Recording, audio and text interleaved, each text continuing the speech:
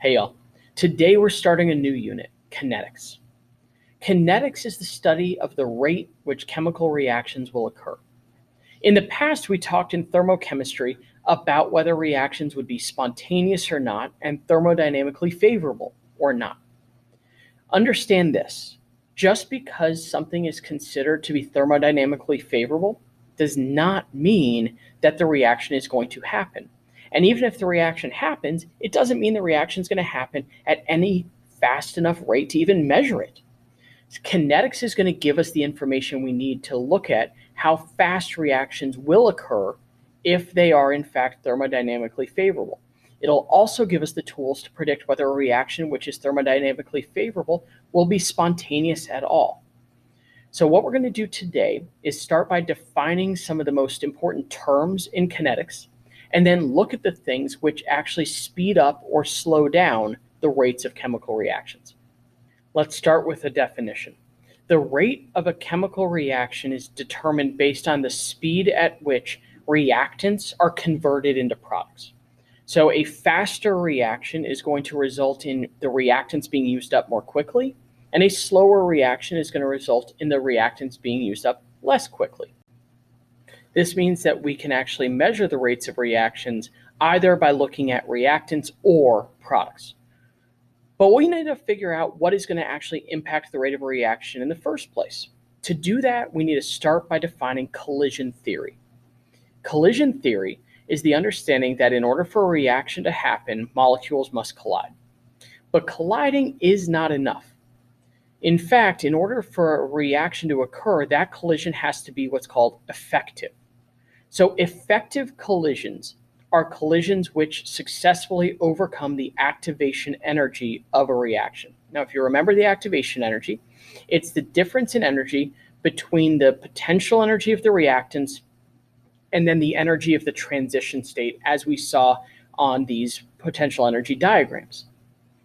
I'm going to go ahead and be a little bit more specific about this activation energy, though, because there's really two components to activation energy. One element of activation energy that's important is the energy itself. The kinetic energy of the molecules has to be sufficient. So when they collide, there has to be enough kinetic energy to overcome that transition state's activation energy. However, they also need to have correct orientation.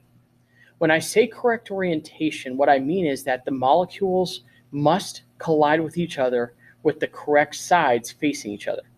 Think about it like a conversation. If I'm going to have a conversation, I'm going to be facing the person I'm speaking to. That's going to make it a more effective conversation.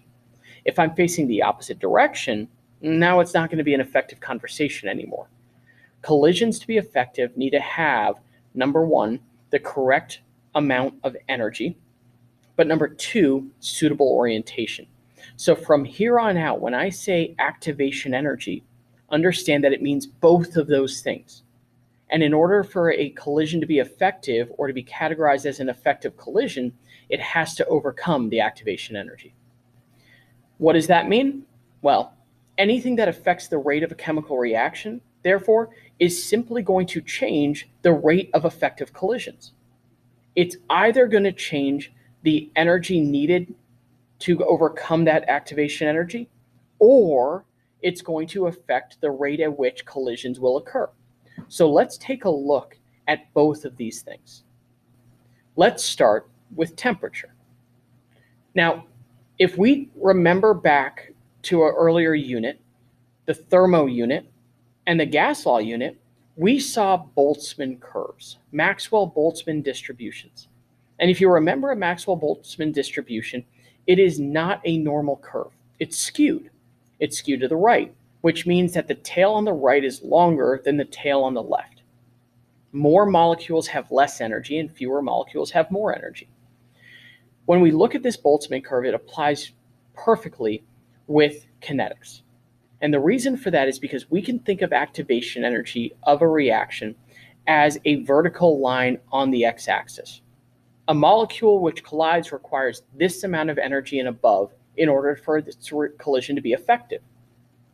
So any molecule which falls to the right of that is going to have an effective collision. Any molecule that falls to the left of that will not have an effective collision. This means that by increasing the temperature, we are shifting the entire curve to the right. Increasing the temperature means that we have now more molecules that lie under the curve above that activation energy. This means that each molecule above that is going to be effective in its collisions, and there are more of them. This means that we have more effective collisions, therefore an increased rate of reaction. The second thing increasing the temperature does is it simply increases the frequency any collision is going to occur. When you're moving around faster, you're going to collide with more things. So this also increases the probability that any collision will occur.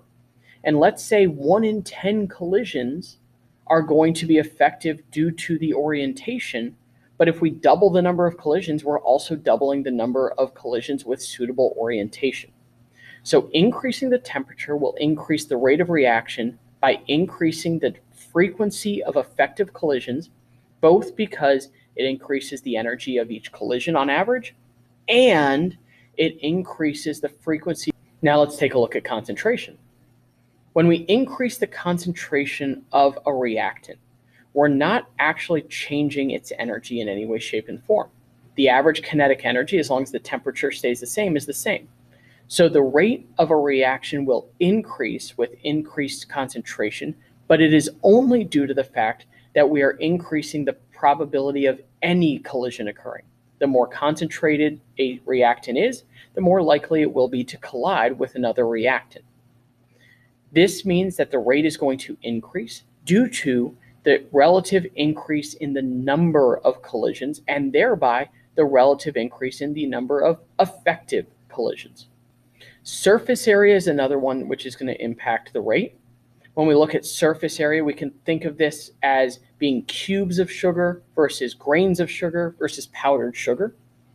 Each time we make the particle smaller, it increases the surface area to volume ratio. So the same mass of reactant would actually have more surface area. This is mostly important with solids because of the fact that solids have surfaces. Liquids and gases, this doesn't really apply to, and aqueous solutions, this doesn't really apply to either. But with solids, the surface area is a big deal. The more surface area there is, the faster the rate of reaction will be. The reason for that is because reactions will occur only on the surface, where collisions can occur. If we have more surface, we can have a greater number of collisions per unit time. That's going to be an increased rate of reaction due to more collisions, thereby more effective collisions. The last thing we're going to look at in terms of rates of reactions is going to be the presence of a catalyst. Now, in the past, you've talked about catalysts in biology. We called them enzymes. Biological enzymes are catalysts. So catalysts are going to increase the rates of chemical reactions by doing one of two things. And it really depends on what type of catalyst you're talking about. We're actually going to have an entire video dedicated to catalysts at the end of the unit.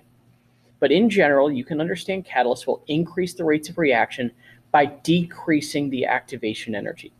And remember, when I say activation energy, I'm talking about the two things that make up activation energy.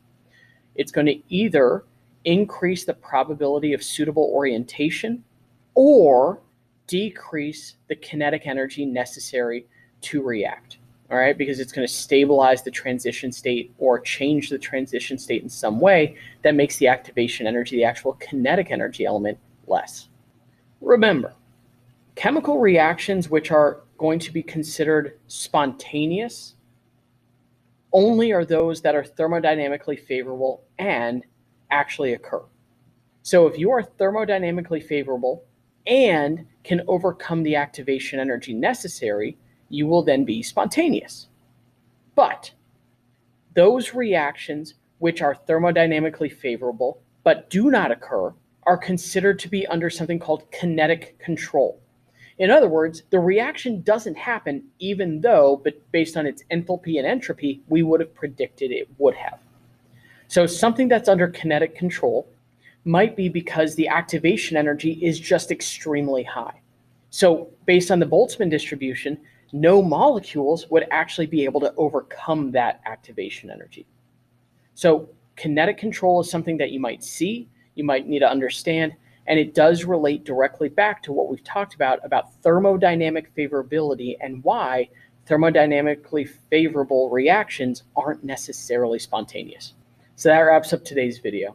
Today, we defined rates of reactions as being the changes in the concentrations of reactants or products over time. So essentially, how fast are reactants used and how fast are products created over time. The premise of reaction rates is important to understand, not just based off of seeing data, but also understanding the things that affect reaction rates. So we talked about temperature, we talked about concentration, we talked about catalysts, and we talked about surface area. There are other things as well that can affect reaction rates, but those are the big ones. Finally, make sure you understand the difference between thermodynamic favorability and spontaneity, which really comes down to the understanding of activation energy. We need to think of collision theory when it comes to kinetics. Collision theory tells us that the more likely an effective collision is to occur, the faster the rate of the reaction will be.